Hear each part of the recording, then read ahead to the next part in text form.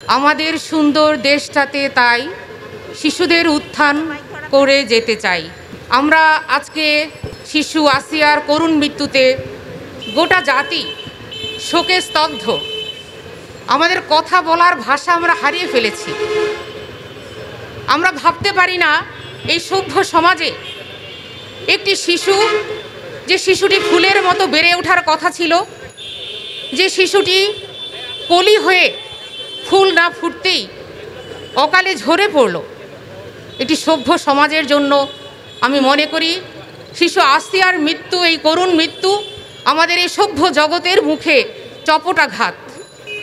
আমরা বাংলাদেশ জামাত ইসলামী কেন্দ্রীয় মহিলা বিভাগের উদ্যোগে এই শিশু আসিয়ার করুণ মৃত্যু তার শোক জানাতে এবং এই শোক সন্তপ্ত পরিবারের প্রতি যেমন আমরা সমবেদনা জানাবো, তেমনি আমরা চাইব দ্রুত বিচার আইনে এই ধর্ষকদের সর্বোচ্চ শাস্তি, মৃত্যুদণ্ড কার্যকর করা হোক। প্রিয় সাংবাদিক বন্ধুগণ, আমরা জানি যে আজকের এই শিশু আসিয়া, সে নট অনলি একজন আসিয়া, একজন শিশু, সে হচ্ছে আমাদের সিম্বলিক আইকন। নারী নির্যাতনের যে করুণ অবস্থা আমাদের সমাজে রন্ধ্রে রন্ধ্রে আজকে নারীরা যে নির্যাতিত হচ্ছে, শিশু আসিয়া তার একটা ন্যূনতম একটি সিম্বল।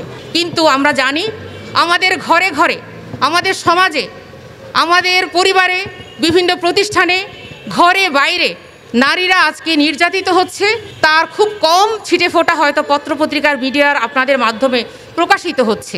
এটা আমাদের সমাজের জন্য একটি, আমি মনে করি, রেড সিগন্যাল। আমাদের সমাজটা কোথায় এসেছে, কোথায় এসে দাঁড়িয়েছে।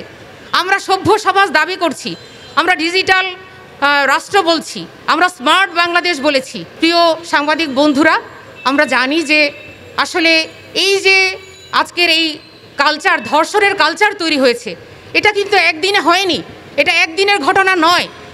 আমরা প্রতিবাদ করতে জানাতে এসেছি, তার মানে এই নয় যে আমরা সরকারের প্রতি আস্থাহীন।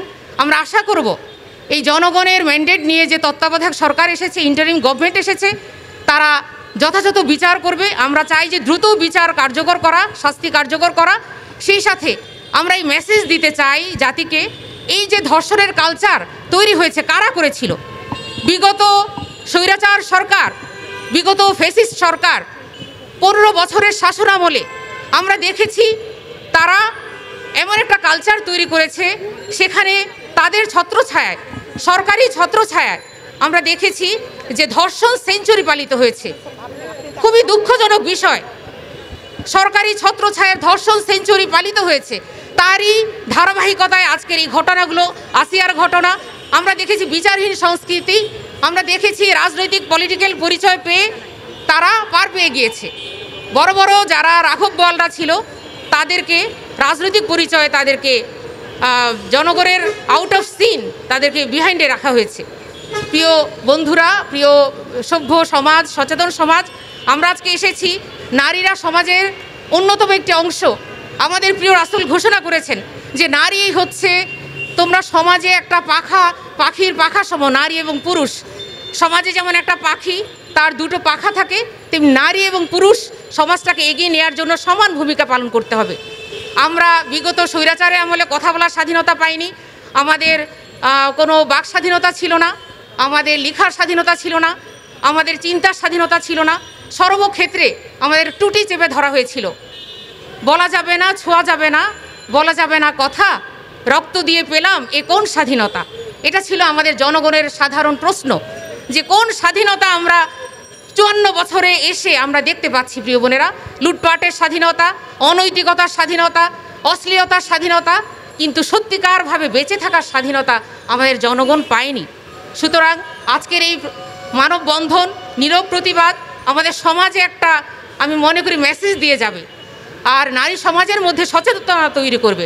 কারণ আমরা জানি শুধুমাত্র নারী আইন দিয়ে নারী অধিকার প্রতিষ্ঠা সম্ভব নয়, যতদিন পর্যন্ত না আমরা মানুষের মনুষ্যত্ব বোধকে জাগ্রত করতে না পারবো, মানুষের প্রতি সহনশীলতা, মানবিকতা, হিউম্যান বিং হিসাবে তার রাইটসগুলোকে আমরা শ্রদ্ধা সম্মান করতে না পারবো, ততদিন পর্যন্ত আসলে আইন করে শাস্তি দিয়ে হয়তো একটা মৃত্যুদণ্ড হতে পারে, একজনের শাস্তি হতে পারে, কিন্তু সমাজ থেকে এই অবিচারকে নির্মূল করার জন্য, সমাজে একটা সুস্থ পরিবেশ, নারী বান্ধব পরিবেশ, শিশু বান্ধব পরিবেশ, এই পরিবেশ নিশ্চিত করার জন্য আমাদের সকলকে এগিয়ে আসতে হবে।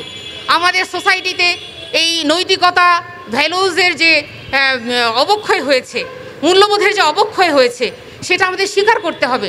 সমাজে আজকে মিডিয়া জগতে যে অশ্লীলতা, সমাজে আজকে ইন্টারনেট জগতে যে অশ্লীলতার সয়লাভ আমরা দেখতে পাচ্ছি, সেখানে শিশুদেরকে অ্যাবিউজ করা হচ্ছে, নারীদেরকে টর্চার করা হচ্ছে, নারীদের তারা প্রতিষ্ঠানের সর্বোচ্চ, আমরা জানি যে পুলিশ প্রশাসন এবং আরও অন্যান্য সর্বোচ্চ প্রশাসনেও কিন্তু নারীরা অনেক নীরবে নিভৃতে কাঁদছে। তাদের নারীরা কিন্তু অনেকভাবে নির্যাতিত, কিন্তু তারা প্রকাশ করতে পারছে না। সুতরাং এই অবস্থার পরিবর্তন আসলে আমরা একজন দুইজনের পক্ষে সম্ভব নয়, পুরো সমাজকে সচেতন করতে হবে। মানবীয় সমাজে রূপান্তরিত করতে হলে নৈতিক শিক্ষার বীজ এখানে বপন করতে হবে, কারণ নৈতিক শিক্ষা ছাড়া, মোরাল ভ্যালুসকে উজ্জীবিত করা ছাড়া এই অবস্থার উন্নয়ন সম্ভব নয়। আমরা এই রমাদান মাসে 8ই মার্চে এমন একটি ঘটনার সম্মুখীন হয়েছি, যখন অবাক হতে হয় যে আমাদের নৈতিকতাটা কোথায় গিয়ে ঠেকেছে। একজন বাবার কাছে একজন সন্তান নিরাপদ না, একজন ভাইয়ের কাছে একজন সন্তান নিরাপদ না, তাহলে আমরা কোথায় অবস্থান করব? নারীদেরকে পর্দার কথা আমরা বলি, অবশ্যই নারী শালীনতার সাথে চলবে, কিন্তু তার মানে এই নয় যে নারী শালীনতার সাথে চলতে পারছে না তার উপরে অ্যাটাক করা হবে, তাকে নির্যাতন করা হবে। এটা কিন্তু কোনো সুস্থ সমাজের লক্ষণ নয়। একটি সুস্থ সমাজ, একটি হেলদি এনভায়রনমেন্ট আমরা কামনা করি নারী, শিশু সবার জন্য। আসলে যে নারীকে সুস্থতা রাখা, যে নারীকে নিরাপদ রাখা, সমাজকে নিরাপদ রাখা। একজন নারী হচ্ছে একটি সমাজে পানি ছাড়া যেমন জীবন চলে না, নারীর সুস্থ জীবনধারা ছাড়া সে সমাজ কখনো বিনির্মাণ করা সম্ভব নয়। সেই জন্য আমরা চাই যে একটি সমাজ বিনির্মাণের জন্য, সুস্থ শৃঙ্খলাপূর্ণ একটি নৈতিক সমাজ, মানবিক সমাজ গঠনের জন্য আমাদের নারীদেরকে সাপোর্ট দিতে হবে, নারীদেরকে পৃষ্ঠপোষকতা দিতে হবে, নারীদেরকে সকল ক্ষেত্রে তারা যেন নিরাপদ পরিবেশে, নিরাপদ কর্ম পরিবেশ তারা পায়, তারা যেন বাইরে গেলেও একটা নিরাপদ এনভায়রনমেন্ট পায়। সার্বিক নিরাপত্তা নিশ্চিত করা আমি মনে করি সরকারের দায়িত্ব। সেই সাথে সাথে আমাদের মতো সচেতন যারা নাগরিক সমাজ আছি সবাইকে এগিয়ে আসতে হবে, কারণ নারী আজকে বাসে নিরাপদ নয়, রাস্তাঘাটে নিরাপদ নয়, ঘরে নিরাপদ নয়। একটি শিশুকে আমরা নিরাপত্তার সাথে তার ঘরে রাখতে পারছি না, তাহলে কোন সমাজ আমরা আগামীতে স্বপ্ন দেখাচ্ছি? আমাদের স্বপ্ন কি?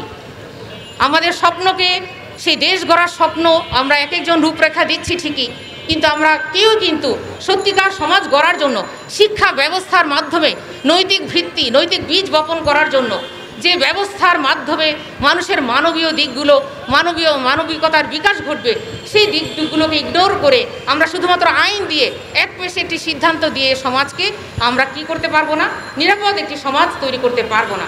এই জন্য আমি আহ্বান করব, আজকের এই বাংলাদেশ জামাত ইসলামী মহিলা বিভাগের মানববন্ধন, শিশু আসিয়ার এই শোকে স্তব্ধ যখন গোটা দেশ, গোটা বিশ্ববাসী এই অবস্থায় আমরা লজ্জিত হয়েছি বিশ্ববাসীর কাছে যে রমাদানের মতো একটি দিনে, এবং সেই সাথে 8ই মার্চে নারীদের অধিকার রক্ষার যে রাইটসকে প্রতিষ্ঠা করার জন্য দীর্ঘ 200 বছর ধরে নারীরা আন্দোলন করছে সারা বিশ্বব্যাপী।